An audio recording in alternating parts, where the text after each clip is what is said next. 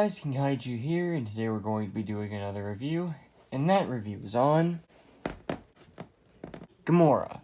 Gomora here is a figure that I got in my most recent haul if you watched that video, and he's definitely one of the more basic ones, but still one of the cooler ones I got out of that entire set. So of course today we're going to review him, of course starting off with detail. Now, if we bring Gomora up close to the camera, you can see that he is both very detailed and also very not detailed. What I mean by this is some areas of him have an incredible amount of detail, like his arms, back, legs, and tail, but areas like the front part of his face have little to none. I'm not sure why Bandai decided to be so inconsistent about the figure, but it's not the worst thing in the world, but it's kinda irritable to look at. As for paint, it's not bad. There's nothing incredible about it. Where it should be painted, it is painted. Like the toes, the claws, the chest, the face.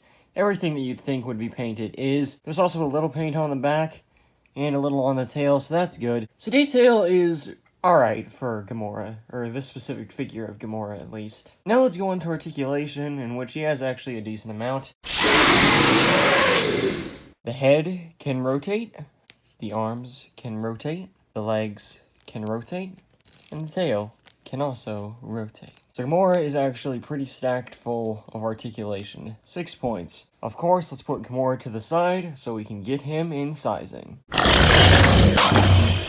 First figure we'll compare Gomora up to is another version of Gomora, Rayonic Burst Gomora. And while this is more akin to the Ultraman Max Gomora, I think that they are still sized nicely together. Next we'll compare him to a figure that's actually pretty well known for being short, and another figure that I got in my most recent haul, EX Red King. And EX Red King is incredibly tiny, but this is not Gomora's fault, this is more of Red King's fault. Of course, we'll get into that when we actually review him. Next up is a figure that I also got in my most recent haul, and I didn't know the name of this figure when I got him, but now I do. And that figure is Gudis. I hope I'm pronouncing that right. Yeah, this guy is pretty short as well, when in actuality, Gomora is like about 50-60 meters tall. This guy's 83, so he should really be like this tall, but again, this is more this figure's fault, and not Gomora's. Moving Gomora back in the center, there isn't really much else to talk about him.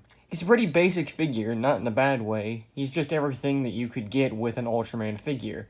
Like, he's a good starter figure, basically. Good articulation, semi-good detail, and good sizing. You know, there isn't really anything bad about him besides the somewhat inconsistent detail, but other than that, figure's perfectly fine. If you can find him for a good price, definitely get him. He isn't that rare either, I don't think. So that is all there is to say about Gomora. That's all there is for his review. I hope you guys did enjoy, and I will see you all in the next one.